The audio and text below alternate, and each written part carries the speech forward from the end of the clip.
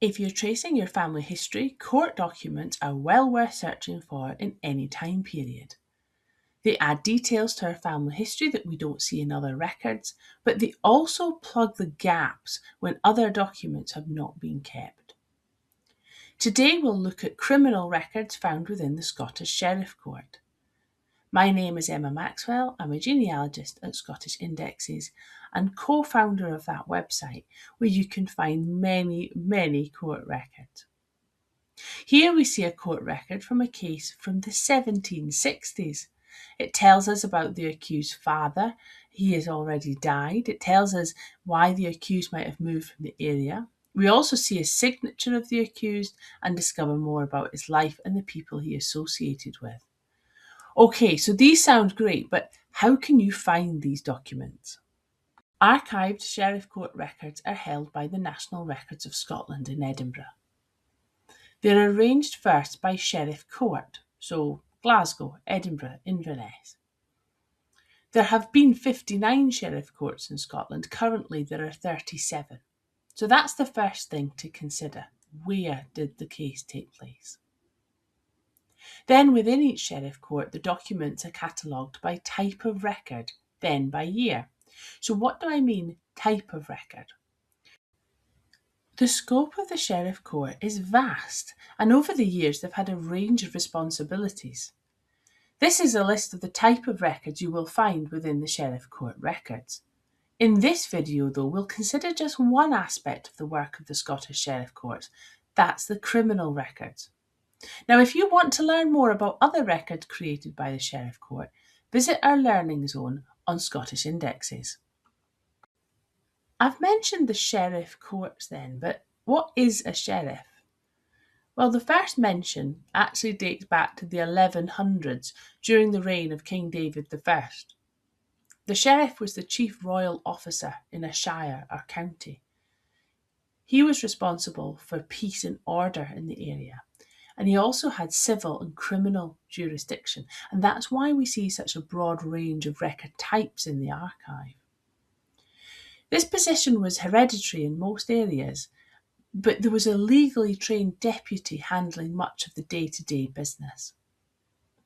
Heritable jurisdictions ended in 1748, but the role of the sheriffs continued. Now in Scotland, the High Court of Justiciary is the highest criminal court. Cases of murder and other serious offences are heard by this court. The next level down is the Sheriff Court. The justice of the peace courts and borough or police courts heard lesser offences. The higher the court, the longer the sentence they can impose. Historically, there were other courts too, and the types of crimes heard by the various courts has changed over the years. But this gives you an overall idea of what the Sheriff Court is and where it sits within the Scottish criminal court structure. Within the Sheriff Court itself, there was two possible types of criminal trials. Jury or solemn trials, so that was a trial that was heard before a jury and a judge, and summary trials. That was heard by a judge alone, and that was a lesser crime. In general, the more serious the crime, the more documents that are likely to have survived.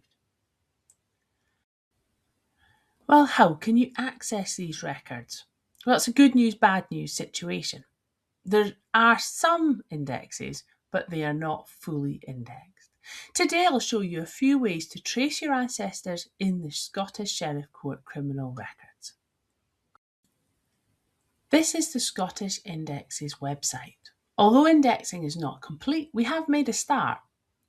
If there is even a partial index, it's a good idea to start with that. It'll be much easier than working with unindexed records. So go to Record Sets and then Scotland's Criminal Database. From here you can search all criminal records that we have indexed. Then the results will be categorised. You can also visit our coverage pages to see exactly what we've indexed so far. For now though, I'm going to make a search for Charles Brown. Notice that the results are now categorised. I made a simple search. I just looked for Charles Brown. You do have the option to narrow down the year range or the age, but it can be useful to make a broad search first. You can always go back and narrow down your search results. As you can see, there are 5 pages of prison register entries, but only 1 entry in the Sheriff Court records.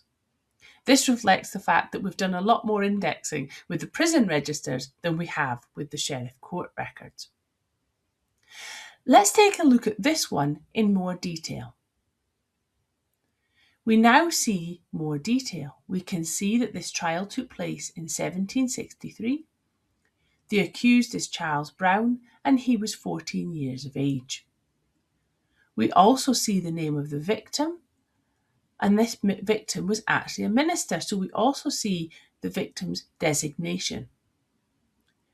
You can now use a research service to view this document. This is the People's Sheriff Court book from 1763. We see Charles Brown as the son of the deceased Charles Brown, late shoemaker in or about Edinburgh.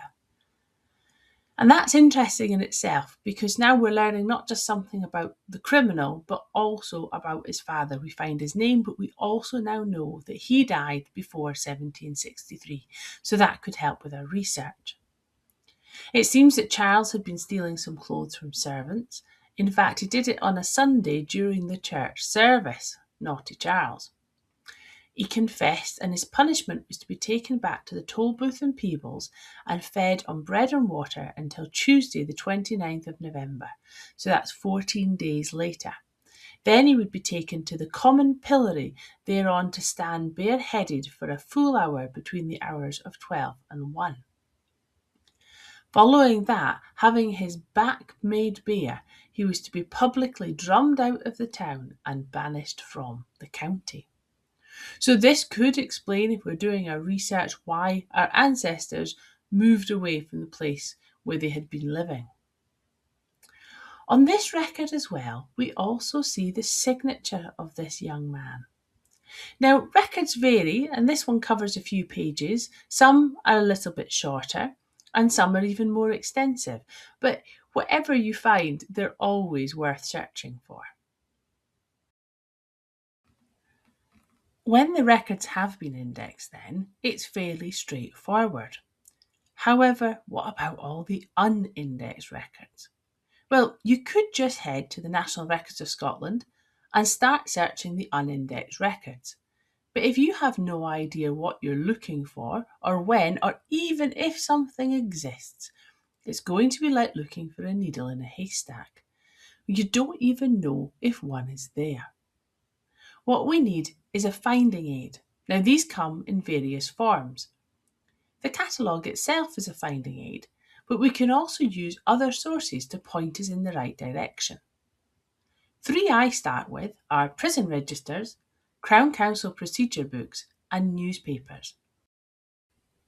Each of these can help us access unindexed Sheriff Court records. Why is that? Well, they're easier to access, and many have been indexed. Once we find the entry, they'll tell us when and where the trial was heard. Let's look at an example. I'm interested in Alexander Forrest, and I'm interested in the period 1805 to 1845. At the time of recording this video, we have indexed some of the People's Sheriff Court records, 1758 to 1810, and then 1853 to 1894. But that means the period that I'm interested in, very little has already been indexed, actually only 5 years. However, when we make a search, we do see an entry in the Crown Counsel Procedure Books. This volume will give us the basic information about the crime and a key piece of information: which court heard the case. You're now given the reference in the Crown Counsel Procedure Books. And we also learn that this was a jury trial. That's good news, because it's more likely that records have survived. Now, you can order the full entry from the Crown Counsel Procedure Book from us. Our research service also includes letting you know if Sheriff Court records are likely to have survived and what the reference is for them. We'll also explain how you can access these.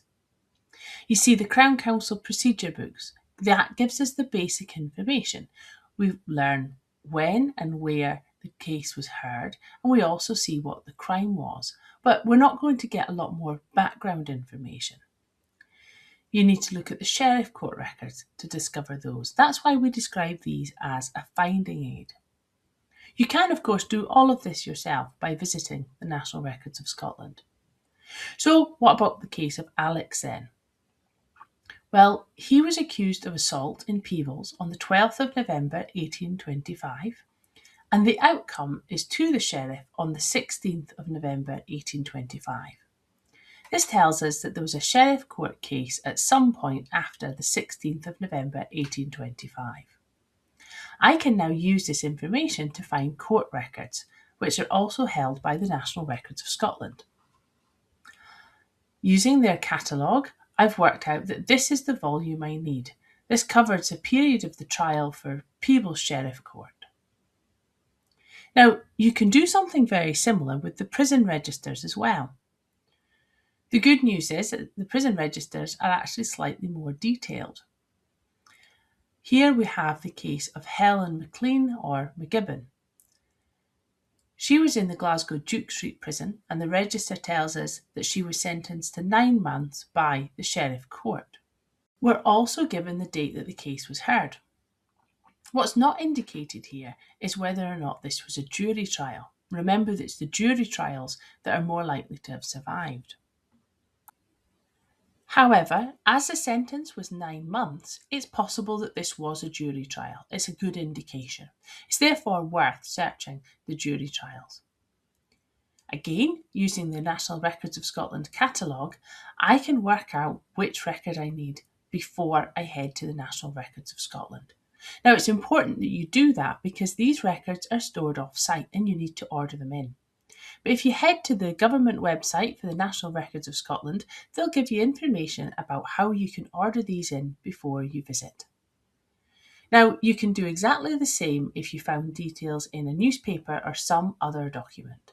Follow the clues and find the Sheriff Court records. If you do choose to use a research service, let me tell you a little about the order process.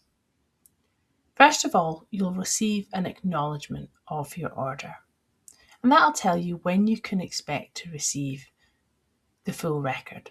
Now, the length of time for that will depend on whether or not it involves a trip to the National Records of Scotland.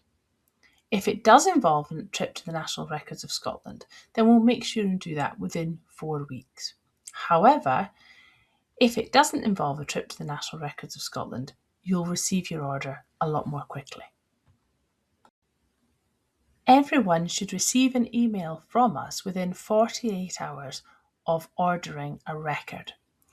If you've not received it, it could be that it's in your spam folder. But if you've not heard from us, please just use the contact tab on our website to let us know.